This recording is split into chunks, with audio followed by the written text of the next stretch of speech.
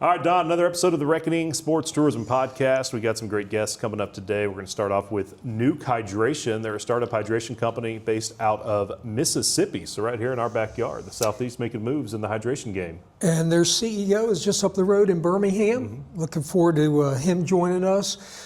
Marty and his wife Leslie got this brainchild that they put out here in front of us today, as you can see. I had a chance to taste the product, and I'm going to tell you what, I won't take a shot against anybody else's drink, but this sure was good. Very nice. And then also joining us today, Kelly Brooks with the HBCUAC, the Historically Black Universities Athletic Conference. They are going to be joining us, or he's going to be joining us, because they're in town. The HBCUAC basketball tournament in town right up the road at Stillman College. Absolutely. This is the final year of residency for the basketball championship. Thanks to Dr. Page, of course, Kelsey Rush and her team. Of course, the folks over at Stillman have done an amazing job with this tournament. Kelly is the COO of the conference, and he's the one boots on the ground at every championship. He logs a lot of time. He does an amazing job. He's got a great story to tell as well. He's been all over the place in some great places at that. Yeah, including here at the University of Alabama. It's where we met. Yeah. Assistant basketball coach down the hall from me on Rick Moody's staff. Well, we'll have to talk to him about that as well. Looking forward to that conversation. And yeah, you made reference to the Nuke drinks in front of us, but we can't forget our roots. We're here at Druid City Brewing Company on 15th Street in Tuscaloosa. Bo, of course, always a wonderful host, a gracious host, and lets us hang out here in the Moon Room, drink some delicious beer. And he's got some good chili cooking. This place smells awesome. Oh my gosh! I mean, this Moon Room in itself is something to check out. Elle's Kitchen, the food, Bo, his hospitality, the brew is awesome. Yeah. I mean, I'm partial to Neon Moon. What do you drink? I drink Neon Moon as well. So every now and then I sample some other ones, but I like the Neon Moon as well. Well, I can also tell you that this room is something that is available. Young Tuscaloosa was just here last week, so check it out. Come down here, Druid City Brewing, 15th Street, close to the university. Yep. Hospitality, like I said, is outstanding. Yeah, Bo is one of one. He's excellent, and the food that they cook up here, outstanding. Last episode, after we got done filming, we enjoyed some Brunswick stew. Whew. It was excellent. It was outstanding, and like I said, the chili is on right now. I can smell it when I walked in. And you can't pass up the barbecue. You can't pass up the barbecue's excellent too. They smoked meats. They've got everything. I mean, it's a really good place to grab a bite. And that chili, last reference. I'm a big chili head, but it's a championship-winning chili. All right, last year I believe the Tuscaloosa the chili cook-off, Bo brought home the big trophy. So you can swing by, grab yourself some of his chili, look at his big pretty trophy that he has on display. And they actually had a chili cook-off here last weekend. We're filming this on the 27th. The 21st was a chili cook-off fundraiser here to benefit one of the local food pantries in town. And Bo said they had a great turnout for that as well. So again, just speaks to Bo's character. His character, I'm glad you brought that up. He gives so much to this community. And he's given to us as well. Just a really good guy. Come out and support your local businesses. Absolutely. And support the Pens, I guess? Well, today we're supporting the Pens. I mean, we just won the USA men's and women. So you can see it. Won the gold medal. You got your boy Crosby on the back? Yeah, well, there's a story to be told there. He's out for 4 weeks. Radko Gudas, Philadelphia Flyer. It wasn't a cheap shot. I'm not saying it was. But my boy's out for the next 4 weeks, so my Penguins are going to have to hold on until he gets back. They're in second place right now. But anyways, great Olympics. Congratulations to Norway. We'll end up having Paul on at another time. Yep. And so he's from Norway, death diving. But no, the USA did a hell of a job. So did Canada. They were overtime games. Yep, both of them. And but we came home with the gold. We hadn't done that in a while. We watched the women's game, the gold medal game in class. Did you really? Yeah, we had a work day. My students were working on their packages, and I said, I'm going to throw the USA women's game on. And we watched the final, watched the third period, and then the overtime period, and then Sunday morning, I wasn't watching the game, but I was keeping tabs of it on my phone Sunday morning, and watched the men's team bring home the gold. So USA, baby. Yes, yes. And let me shout out to Mike Sullivan. You know, Mike, Coach, I was one of those, was ready for you to hit the road about 5 years ago with the Pens. And let me just say this, good luck in New York. Hope you get it together. But congratulations to you for what you did for the USA team. You brought those guys together. Hell of a job coaching. I'll call it like I see it. And, you know, hey, like you when you were winning championships, but we know as coaches, we have shelf lives. And they're not very long, are they? No. Well, hopefully our guests will be great and engaging for everybody today. Looking forward to chatting with the folks from Nuke as well as Kelly Brooks. So let's get into it. All right, you want to jump into this thing? All right. Let's just go ahead and we'll jump right in right now. You do your thing. Yeah, we're doing our thing right now. No, we're joined now by Marty and Tommy with Nuke Hydration.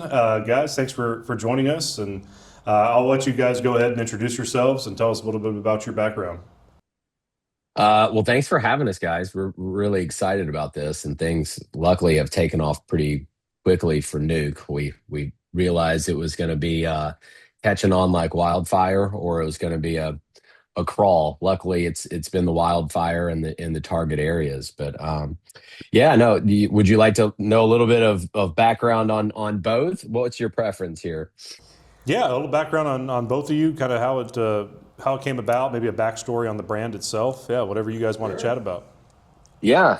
Tommy, do you want me to do it? You know me better than most. I get long-winded, so you can tell me to stop. I'll follow on. Well, to set the stage, you've got Tommy Mayfield, who is the CEO for 11 Wellness, which is the company that puts out Nuke Hydration. My name's Marty Frescona, one of the founders. And Tommy and I both are former lawyers. I say former, we're still both lawyers. We just prefer to work in the beverage industry now. So everybody's kind of got a different origin story. I'll tell you where Nuke started for me, and it's a point of stupidity. At 45 years old, I decided I wanted to do an Ironman. Which in hindsight, maybe the best thing that emerged out of that was Nuke, because right now I have really bad Achilles and I have bad calves after doing an Ironman a couple of years ago.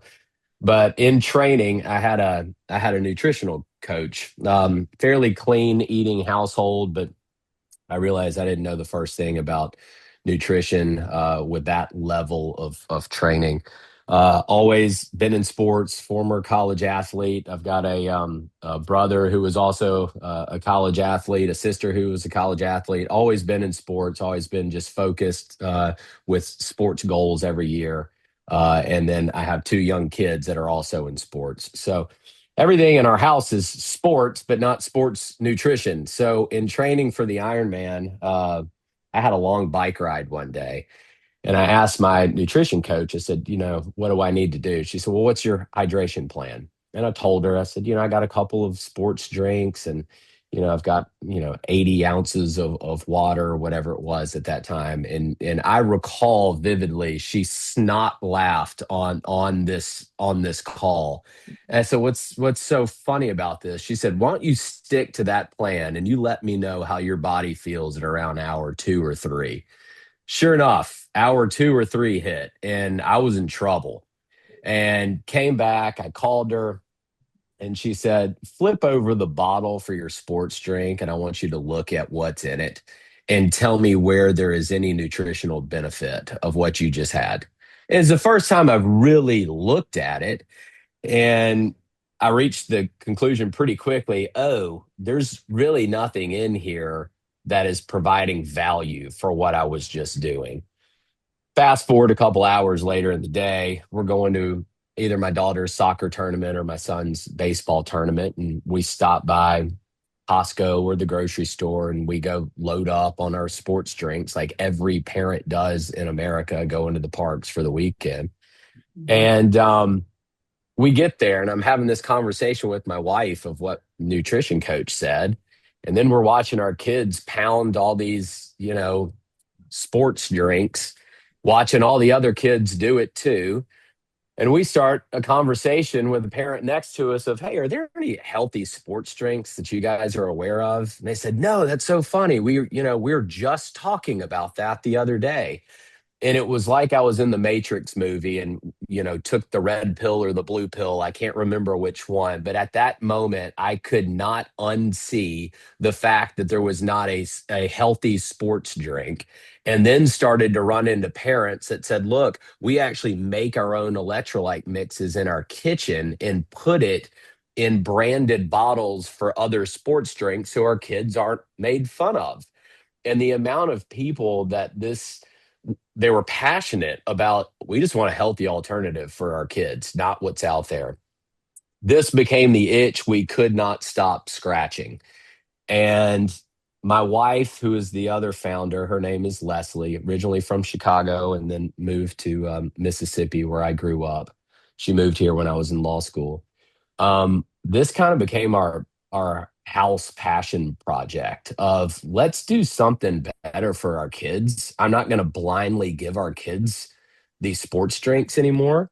So we started in our own kitchen, and then we would run into parents that started to have, again, the exact same passion. And we realized this is something bigger than just us. And we started to run across people saying, hey, if you ever start a company and explore this more, let us know. We may be interested in investing. So, 18 months later, after this started to develop, we went into manufacturing. We were working with somebody in formulation, trying to perfect taste, the ingredients, everything about it. We've been very fortunate, Leslie and I. We have fallen forward with every turn. Our team started to grow. People that knew this industry in certain pockets started to join the team. We had some investors that were very passionate about this, um, which we fell forward with Tommy. I've never been involved with a startup before. I've been on the opposite end of it as an attorney. I've worked in the entertainment field as an entertainment lawyer for 17 years. So I've always been on the opposite end of the pitch deck. I've never asked for the money. Um, and this is one, this led to Tommy. We had contacts that Tommy had generated a startup. I won't tell your story, Tommy, but Tommy came from a startup background. And we were fortunate enough that Tommy got excited about Nuke as well. So, Tommy, I'll pause. I'll let you tell your story. I don't want to speak on your behalf, but Sure. I'm at least setting the stage of how we got to where we're at. Yeah, so I'm Tommy Mayfield. I'm from Birmingham, Alabama. Still live here. Had a few seasons away from the Magic City, but have been back here since 2009. And as Marty said, I was an attorney for a number of years, and then transitioned in 2016 to starting a startup called Wendy, which was a mobile app that connected parents with vetted, background checked college babysitters. Really, same story in a different way, and it was really about trying to solve a problem that my wife and I had. She was getting her master's degree at night. I was working full time. We had two young daughters, and needed babysitters, and it was kind of like, why is this so hard to do in 2016? Which was also kind of in the heyday of the Uber and the Lyft and the Shipt, the grocery delivery app that was bought by Target, started here in Birmingham or about that same time. So we launched that in 2017. Did that for about 5 years. Got to learn so much through that journey about all sorts of things, and raised several rounds of capital from both individuals and institutional investors. And then in 2021, I hired a CEO who had actually been an early executive at Shipt, and then was with them all the way through their acquisition by Target. So I hired her to step into the CEO role. I sort of stepped back into more of a board position. And then in 2024, I got involved with an organization called the Center for Executive Leadership, where part of what I wanted to do was work with other startups and just kind of be a steward of my startup experience with other founders and entrepreneurs, And that looked like several different things at different seasons. But in, I guess, the spring of 2025, through one of our other partners, Sanders Bulkey, who is a friend of mine here in Birmingham, he had gotten involved with Marty and Leslie and our other partner, Jonathan Scholl, and told me about Nuke. And initially, I just said, hey, I'd love to be of service to them if there's an opportunity to help share some experience. So we did that in the spring, and I think really hit it off both personally, and then again, just hearing their story, their passion, seeing the team that was coming together. I just got more and more excited about it. And so about mid-year last year, they asked if I would kind of come in a more formal capacity. And so we've, accomplished a lot in, I guess, about 8 months since I kind of came on board. So it's been really exciting. It's awesome. One of the things that I want to talk about real quick is that website. After Gwen reached out to me and connected me with you guys, I immediately went to the website. Guys, whoever put that together, outstanding. It's got a pop to it. It's clean, just like your drink. Tell us a little bit about the marketing of this, your branding, who put the thing together. I mean, and then also, I think you had mentioned some of the hubs for you would be Rankin and Madison County. You're talking about Nashville and Birmingham. And then also starting to look at maybe some of the youth, like youth soccer.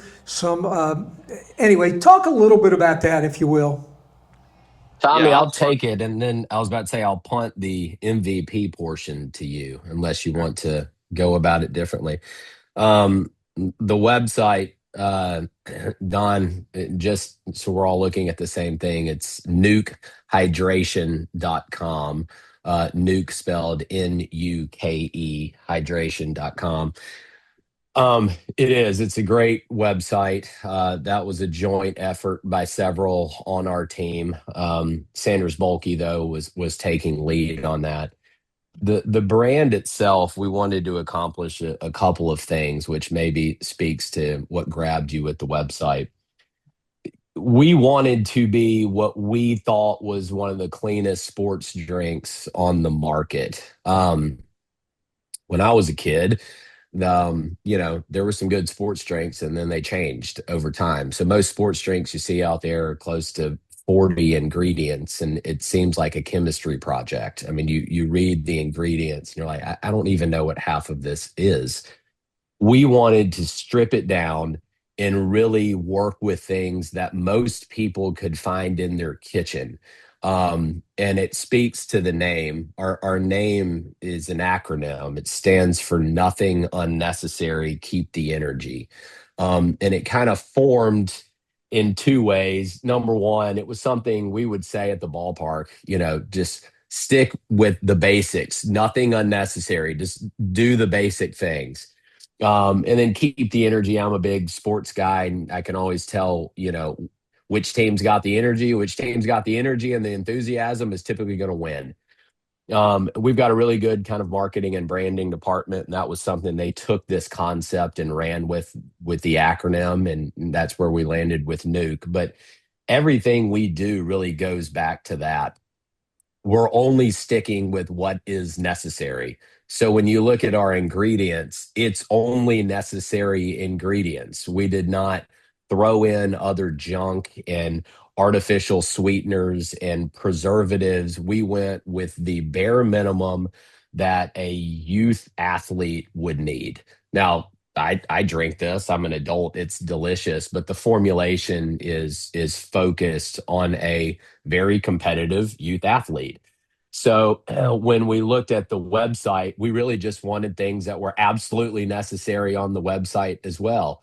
One thing that we have also tried to do different is we do have three primary markets as of now, and it's our marketing focus. Not to say we're not interested in selling everywhere, but there was a crawl before we run, and I'll let Tommy kind of back into that concept as a startup. But we wanted to really glorify the local athlete. When you look at big brands now, they really only focus on the big athletes because that's what moves the needle for them. They can't align with a Tommy Mayfield Jr., who's a 13-year-old in Birmingham, Alabama. That does absolutely nothing for their brand, but it's something that does something for our brand. We want to be hyper local. We want to work with kids in our target areas, and we want them to be the rock stars for this entire campaign. So when you're looking at our website, these are all local kids. When you look at our socials, it's phenomenal. It's unbelievable photography. We've had a good group of creatives working on this. It's all local kids in our target areas. And they all talk about it because they think it's the coolest thing. Hey, I was in the Nuke photo shoot this weekend, and hey, the Nuke photographer is going to be at my game.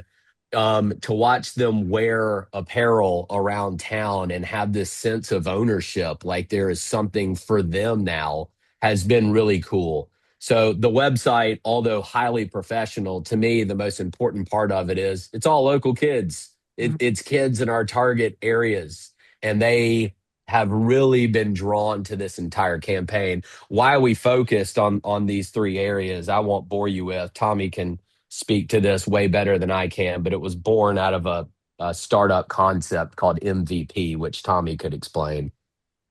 Sure. Yeah. So there's a concept in kind of startup land. It's an acronym MVP, but it stands for minimum viable product. And it sort of originated in the software space. And again, as someone who did an app, I've had a lot of conversations with aspiring entrepreneurs who've said, I have this great idea for an app, and I think what I need to do is go spend, $250,000 on building this app with all these bells and whistles and all this custom technology. And I always have to stop them and say, that's not how you approach this. The concept behind an MVP is, the philosophy is spend the least amount of time and money to validate sort of the core hypothesis of whatever your idea or business is. And a lot of times you can do that, with free tools or, other ways, even non-technology tools, to sort of say, hey, is there really a market for this idea? We think it's a great idea, but it's just an idea. How do we bring it to life? So I'm a big believer in that framework for really all startups. So when I got involved with this team, I said, guys, I think the way we need to approach this is with that same mentality. So we're going to need some capital to actually produce the drink and formulate the drink and have marketing and all these things. But we don't need to go run off and try to raise as much money as we possibly can. We need to be strategic about, let's raise money to put out the product, focus in sort of hyper local markets that we feel like are full of our target customers. And, we're going to learn, is this something that, the market wants, or is it not? And that can be a little scary, but it's also, again, you don't want to spend resources and time on a product or a technology that no one really wants. So that's sort of how we've tried to move forward from where we started to where we are today. And a part of that was, again, focusing kind of geographically on some strategic markets. So Birmingham, Jackson, and Nashville are kind of our three primaries. Obviously, it helps that we're from here. We have relationships, but it's also, again, in all three of those places, youth sports. There's such a youth sports culture, and I think increasingly a mindset among parents and to some extent older athletes themselves that they're really wanting to be more intentional about what they're putting in their body, and understanding how that plays into their desire to be the best they can be. And so we wanted to try to kind of start at ground zero there and then build off that. So that's sort of how we've landed where we are currently. Awesome. I'm loving what I'm hearing, and I've been taking a few swigs of the drink you guys provided us, and it really is tasty. It's outstanding. And I was nervous. I can't lie, because I don't like coconut, and I saw coconut water as one of the ingredients, one of the necessary ingredients. It's delicious. I love it. You're talking about markets and youth sports and your attention on local athletes, and first off, I think that's brilliant from a marketing standpoint. I'd have to imagine the sports tourism industry is one that you're pretty interested in. Then reaching out to tournaments and that kind of thing. So we've only got about 5 minutes or so left to continue our conversation, but maybe a bit of a two-parter. One, what are maybe some of the initiatives you're looking to maybe you're seeking after with local tournaments, DMOs, things like that, and how can people that may be interested in a partnership contact you? And then lastly, where can anybody in general find your product? Tommy, you want me to take it or do you want to? Go ahead. Okay. I'll work in reverse because I remember what you just said. To work with us, I would say probably let's go to the website. There would be a contact, but if you want to reach out to Tommy or myself directly, Tommy's email is tommy@nukehydration.com. Mine is martin@nukehydration.com, but anybody else could go straight to the website and just inquire. In terms of what we are looking for, again, this started in our house. We wanted to do better with our own kids, but then the level of competitive youth athletes out there that take their health seriously and that are, families that are very goal oriented and looking for better options. This is what we designed it for, is to be in their hands. Now that youth sports industry is massive. I live it every single day. Most parents do. That is their weekend. We want to be in those hands of all of those locations, and not because, hey, this is a business and we want to make as much money as we can. No, we're crawling. We want to be a healthy option for people. And there isn't really a healthy option that I would be comfortable as a parent giving to my kids. I've always done it.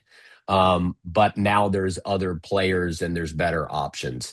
So for us to be involved at a local level and at youth tournaments is highly important to us. We are looking for unique partners. Our goal is to not be in every grocery store in our area, every gas station in our area. We want our partners to be very strategic, where we can tailor things to their needs and we can work with them, as opposed to this cattle call operation. I think we've done a great job of how we've built it so far, especially with that level of interest. And now we're kind of expanding it. And the slow expansion is, okay, there are unique parks, there are unique tournaments, there are unique alignments that we're starting to step outside of our comfortable footprint, because internally we're seeing that this is working. I mean, people are enjoying the product. And we like just being that healthy option that's there right now. So, Tommy, anything to add to that? No, I think you said it well. I mean, I think some of this, and this is true of every startup, is you kind of, you're sort of building the plane on the way down after you've jumped off the cliff. And so it's fun, I think it is anyway, to sort of not know exactly what the future holds. And, you have sort of your plan of what you think is going to help move the needle, but then, things happen and suddenly you get connected with a particular partner or a particular person or company. And, that can be where the story really changes. So I think we're trying to sort of balance being focused on our core markets, but also being open to the kinds of partnerships and relationships, whether it's in sports tourism or otherwise, that we feel like could really help us achieve our mission and our goals. And the other thing I'll say to answer your other question is, again, we're just a couple weeks into actually launching with the product. So right now, if folks are interested, they can go to nukehydration.com, click on our shop page, and they can purchase the product online, and it will be delivered to their door. So I got my first delivery last week. It was pretty exciting. It was exciting for me when I got my delivery as well. And let me just say a couple things. We are up against it. We've got Fresh Junkie, which I want to partner you guys. I want you guys to talk with them. That's right up your alley, Marty. Fresh Great. Junkie is a group that pretty much all over the SEC, they do half marathons. Mm-hmm. They're at Auburn right now doing theirs. They finish at Jordan-Hare Stadium at the 50-yard line. They're at LSU. They may be in Ole Miss. They're at Alabama. Just when you get a chance, Google search Fresh Junkie. Okay. And for those out watching, this has gone way too fast. I want to have them back because, I mean, there's so much more to talk about. Absolutely. I mean, I mentioned a second ago to you, the contract that you guys do with the folks that buy in. Those student athletes, those athletes that join you, they've got a contract. We'll talk about that next time. Next time we'll have Leslie join us, and you'll have a few more weeks, months under your belt. But here's something else, just a shameless plug for them. For me, 25 years as a college coach, Division I soccer coach, all over the country for all these big tournaments, recruiting tournaments. I would see people like you, they'd put up their wares, they would have their tent, they would market that way, and they did well. I go to these national trade shows for, like Sports ETA. I see folks start up. The U.S. Soccer Coaches Convention. I mean, I went to that thing for 30 years. And I mean, there's just so many places. Once people taste this and find out what's behind it and the people behind it, I know I get off my soapbox, right? But I believe in the product, and I think we need to have them back on the show again where we have more time. Oh, absolutely. Yeah, I'd love to hear more. Don, thank you. Thank you, Don. Knowing your background, that means a lot. I greatly appreciate your statement there. Thank you. Well, look, hey, a buddy of mine, John Guidros, Snap Soccer, looking forward to you guys exchanging because he's one of the best in the business in the soccer with the tournaments. So anyway, guys, I'm so sorry that we're up against it, but we're going to do this again. Thank you so much. Yeah, we appreciate it. This has been Thank great. you. Thank you, guys. Yeah, looking forward to talking again and looking forward to keep sipping on this nuke. It's tasty. Yep. I like it a lot. Guys. Thank you so much, guys. Thank you. All right. We're back here on the Reckoning Sports Tourism Podcast. We're joined now by Kelly Brooks, the Chief Operating Officer for the HBCUAC. Kelly, thanks for taking some time out of your very busy day. You've got a tournament going on over at Spelman College down the road. I am so honored and appreciative for having a chance to be with you guys. I've watched the podcast. I'm a fan, and I'm just excited to have a chance to sit down with you. Well, we're excited to have you sit down with us and chat with us a little bit. And Don mentioned it just a minute ago. We were chatting before we started rolling, and he said it must feel pretty good to be confident enough to step away for 45 minutes or so and know that your tournament's in pretty good hands. We've got a great support group, partnering with Spelman College Athletics, partnering with Visit Tuscaloosa. This is our third year here. So things are just running smoothly. That's what happens when you work closely with the Sports Commission or a DMO and do a longer term contract, right? Instead of a 1 year placement and then move on to somewhere else. You get things running, you work with each other, you work out the kinks, year number 2, year number 3, then you're comfortable enough that things are running. I can step away for a few minutes to have a chat with you guys. Right. Well, we're grateful that you were able to do so. First off, just tell us a little bit about yourself and your background and what led you here today. I love being here in Tuscaloosa. I spent 6 years here on staff at the University of Alabama within the athletic department, so I've got strong roots here. I had an older sister that played basketball here, so I spent a lot of time here in Tuscaloosa.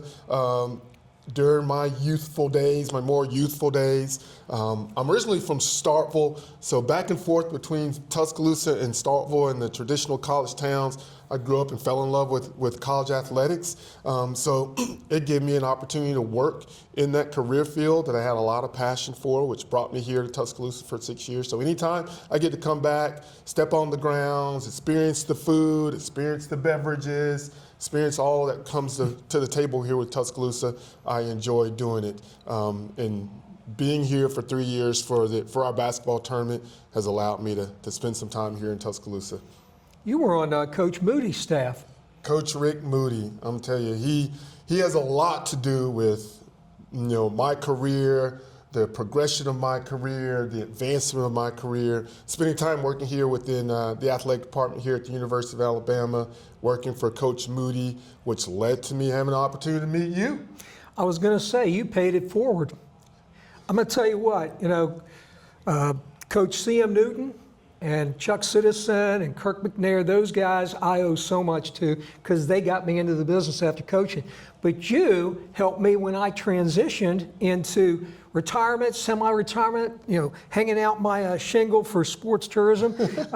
You called me and talked to me a little bit about the HBCU. At the time it was GCAC, but you were just down the hall from me.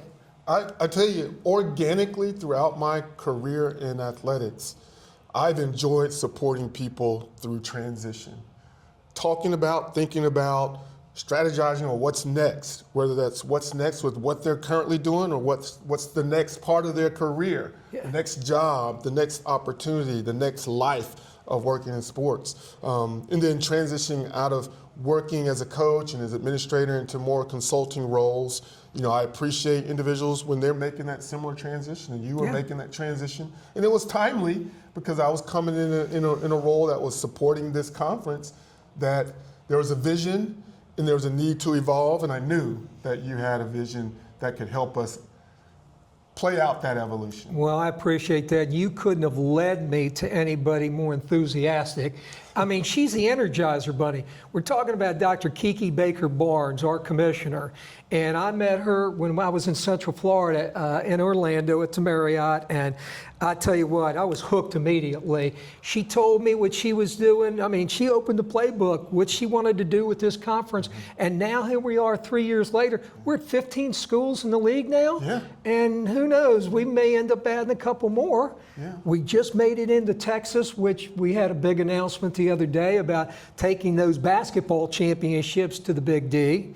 We're also going to be an announcement soon about another big city. We're going to take an event. And not to take away anything from Tuscaloosa, who's done an amazing job with this basketball tournament. Kelly and I and your team will get a chance to work with them some more because they're getting ready to host for the next 3 years at River Run Park, right here in Northport. And I tell you, Zach, he tells a great story of partnership, collaboration, and where it could lead. Don had a lot of resources in the sports tourism space, a lot of knowledge, and I knew that the evolution of what needed to happen within this conference of moving their championships from rotating around the campuses in their facilities to the next level would have to require those types of relationships and partnerships that he had. I didn't know a lot about the sports tourism space other than I knew sports commissions existed, right? I didn't know exactly what the behind the scenes of how it worked, but I knew that the result was bringing great events to communities and cities that had a chance to partner to not only pour into the community and city, but also elevate the event. That's what I knew. So I reached out to Don. I knew he had experiences, and he has taught me so much about the sports tourism space. I've learned a lot. He's taught Dr. Barnes about the space. I've met some really good people, through this, getting a chance to meet you, working with the Visit Tuscaloosa staff in such a close way that the partnership of working with basketball has led to we're partnering. We're going to be 3 years here in Tuscaloosa, Northport for the conference's baseball and softball tournament. Simultaneously. Happening at the same time at the newest facility here in the area, which is beautiful. This will be year 2 for the softball tournament and year 4 for the baseball tournament. So bringing them together in a way that we hope there's cross collaboration between the fans and the support of both of the sports to spend time with the other sports. The stadiums are right next to each other. After you get done watching one baseball game, you can go over and watch a little bit of softball and back and forth. So we're excited about what that's going to look like. Yeah, and it's an outstanding facility up there, River Run. And Don, I don't think I told you yet, but my daughter started softball a few weeks ago, and they actually had a practice over there. We got a bunch of games coming up. Is that right? They're all going to be River That's Runs. fantastic. So we're really excited about that because it really is a top-notch facility. It is. It's beautiful. You touched on something a second ago about the sports tourism world. Let me tell you what. This guy here is a fast study. I took him to one conference, and within a day and a half, he already knew how the cycle went. You know, when we get to these places, it's speed dating. You know, typically in one of these conferences for me, I'm between 50 and 60 meetings. You have a morning session, an afternoon session. You usually end at about 4:30, 4:45. And then the real work also begins after hours. You know, you're meeting with clients, take them out to dinner, you're going to different events. But this guy, he didn't miss a beat. He was like, all right, here, this is what you do. All right, okay, got it. And I watched him, and then the next time you came, you were taking your own meetings across from me. So I'm going to tell you something. I'm segueing into your new role with Spelman Johnson. I want you to tell a little bit about that. I envision you doing the same thing as you go forward very easily, very quickly. Yeah. Well, you know, my role working with the conference is essentially, there's a fancy title of COO, but I'm essentially a consultant, contract individual that's there to support Dr. Barnes strategically to advance the conference, and set up all of the events, produce all the events, and coordinate everything that needs to come together to make an event successful. My day job is as an executive search consultant for Spelman Johnson Search. Spelman Johnson has been in the search business for 30 plus years, primarily focused in the higher education space. Yeah. But we do searches in other verticals. We do a lot of searches in nonprofit, social impact type of roles. We work with private K through 12 independent schools to help fill executive searches, executive positions on those campuses, which are very important. But through learning about sports tourism and learning the tourism industry and becoming, you know, engaged in that area, I picked it up so fast because I thought it was interesting. You know, I love learning new. And I talk to so many individuals in college athletics and just sports in general about the landscape. People are curious about, what should I do? How should I do? What will I enjoy? What will I have a passion for? And I asked them, do they know about the sports tourism space as a career? And a lot of them don't. Right. So I try to introduce from my layman's knowledge about what that could be for a life career and how exciting it is. And hey, that's a great balance of life. Not to say college athletics is not. Right. Not to say that professional athletics doesn't give you all the value that you know of from working in professional sports. But the sports tourism space, the individuals that bring these great events to communities, I say, hey, do you know how the pickleball tournament gets there? Do you know about how the film festival, the arts festival, the concerts, these are the people that bring it and they have a fun time making it happen. I had blinders on. All I was a soccer coach. That's all I knew, okay? I didn't have any idea what a CVB was, sports commission, you know, any of that stuff. And when I was done, I was in hurry-up mode, and I had some unbelievable mentors, and they led me to what I needed. And I'll tell you what, I learned fast because of those mentors. And you had said, you know, something earlier, you know, and we talked about paying it forward. You know what? You have done that with so many different people. I'm thinking about Will right now. I mean, look at Will. He's launched a great career. Yes. And I envision going forward, you know, under the Spelman Johnson umbrella, every time I turn around on LinkedIn, I'm seeing that you guys have placed another administrator in an athletic department or a university, you know, associate ADs. So to me, this will be a natural for you guys if you choose to get into this. We're excited about exploring working in the sports tourism space to help those DMOs, those CVBs, to fill their executive roles, to fill their staff with great people. We feel like we have a great network of individuals that work in the sports field already, that we can support the DMOs and CVBs with filling their staff with people that have lots of experience, that can bring new and fresh ideas from other avenues of sport, not just sports tourism, but also learn ourselves more and more about sports tourism. We want to provide a great service to clients, and those clients would be the CVBs and DMOs and sports commissions on filling their staff. And we feel like we can provide that value. So this is an exploration for us. I'm excited about the potential of us getting involved. We're still working through that transition of learning and being involved. But we're going to be at Sports CTA here in April, and it's going to be a chance to see the lay of the land, as we say, right? Meet people, learn from the experts such as yourself, to see what that's going to look like for us in our potential growth of providing search services in the tourism space. I'll tell you what, I'm hoping that you do, because there's a new wave of sports tourism industry professionals out there. I was on the phone with one of them up in Missouri. He worked for me here, Stan Adams. They're any day now for a baby. He's doing a great job up there at the Springfield, Missouri CVB and Sports Commission. But I'll tell you what, I remember back after I grind my teeth a little bit here in what I was doing, launching our program, I got recruited by a search firm and I landed a job up in Chattanooga. And it was because I had a great person leading that search that guided me. He knew I was long-winded, so he said, Don, this is what you need to do. And, oh, by the way, there's a few folks I think have Alabama connections, so play that. And, I think about you. You're very, very good at listening. And you pick up stuff and you write down notes.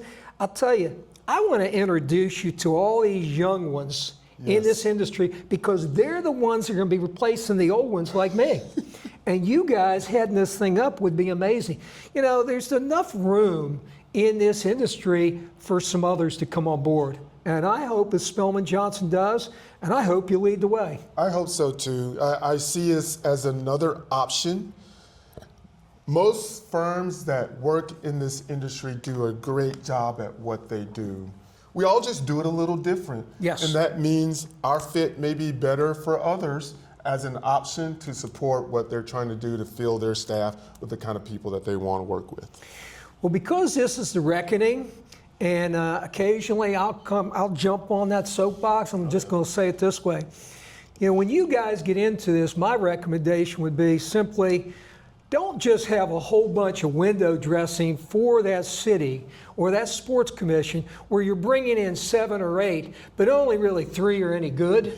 Don't waste those people's time if they don't have a shot in hell, because I'll tell you what, if you do that, you're going to end up with more clients because they'll appreciate not having their time wasted. And the other thing is, follow up. You know what? Communicate with those clients.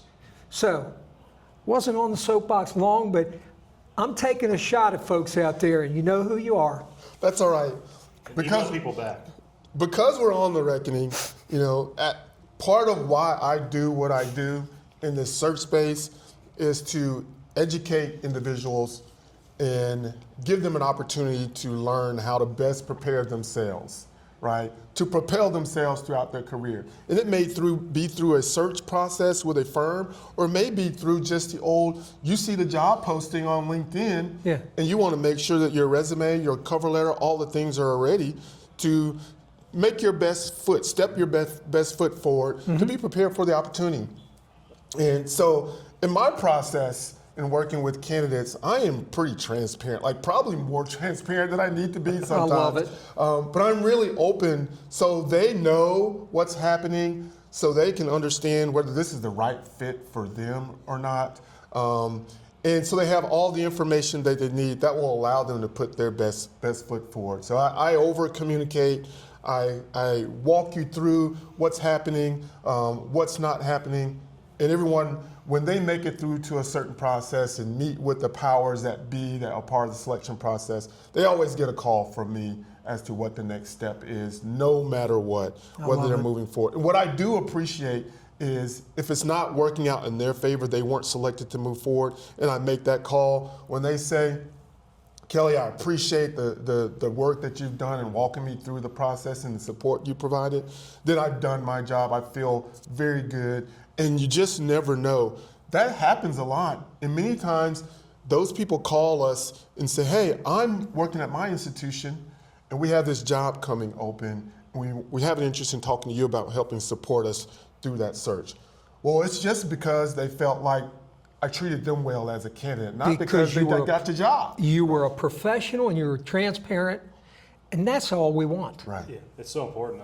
It's funny we're talking about this now. I teach at UA, and one of the courses I'm teaching this semester is all about career preparedness. It's called the Capstone course, and so for the last month we've talked about resumes, cover letters, interviewing. We're bringing in some professionals to do mock interviews with our students here in a couple weeks. Yes. And I've have regaled them with stories of my job searches. And when I was leaving the broadcast industry, leaving WVUA, looking for my next opportunity, ideally in tourism, which it ended up being, I told them I started a Google Excel sheet, whatever they call it, Google Sheets, I believe. And I lost count. I stopped doing it after 160 jobs that I applied for. Wow. In the span of about 3 months. I mean, Wow. I was applying everywhere. And there were so many of those places where I wasn't even getting calls back. Yeah. And I'm like, okay, if you don't want to hire me, that's fine, but freaking tell me. Yeah. Don't leave me out. And then I told them, there was one time I applied for, I believe it was an SEC university in Mississippi. I applied Okay. for a communications job at.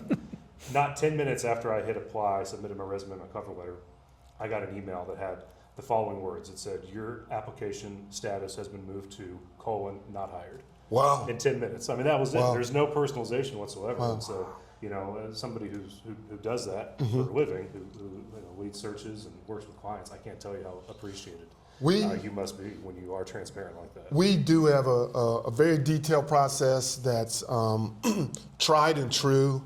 Every candidate that applies for a position receives some type of communication back.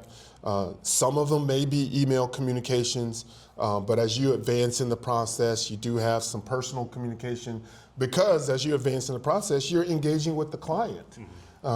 So at the point that you engage with the client through a video interview or on-campus, in-person interview, then that communication becomes even more personal because you've had a chance to engage with the client. So we do value ourselves as a boutique search firm in the appropriate communication with candidates. And we're here to support candidates along the way, no matter what. Like we have many communications and conversations about prepping resumes and prepping cover letters and giving guidance and answering questions because we're here to support the client, but you just never know how that support of a candidate leads to other opportunities in working with others moving forward. Well, I'd be remiss if I didn't say this to you to your face. Thank you for what you've done for not only this conference, but all those others that you've helped and me. No, Thank you. I appreciate it, Don.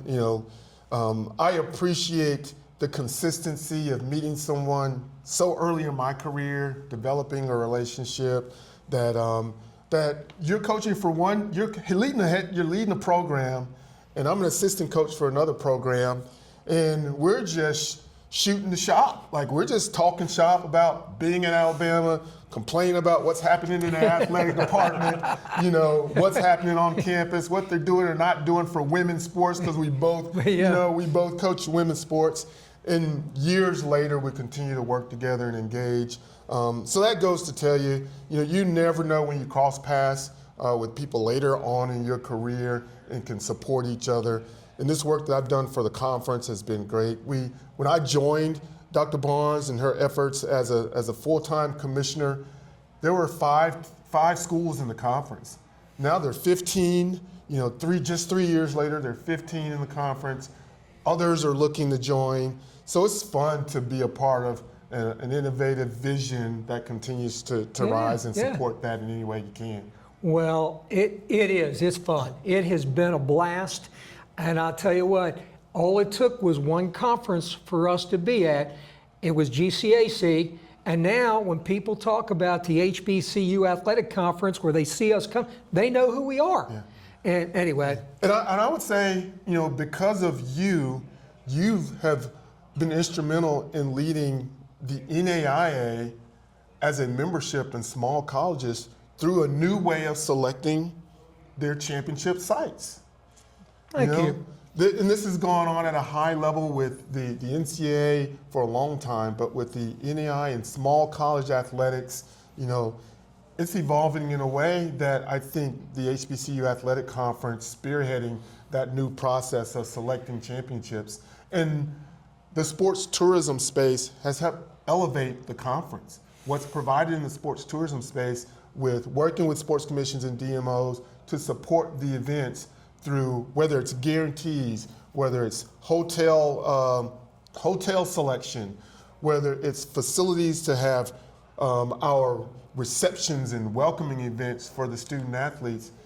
Sports tourism has helped lift the conference. So I think that's the message, really, like what sports tourism does for the sports industry in many ways across the spectrum of college athletics, recreational sports, non-traditional sports.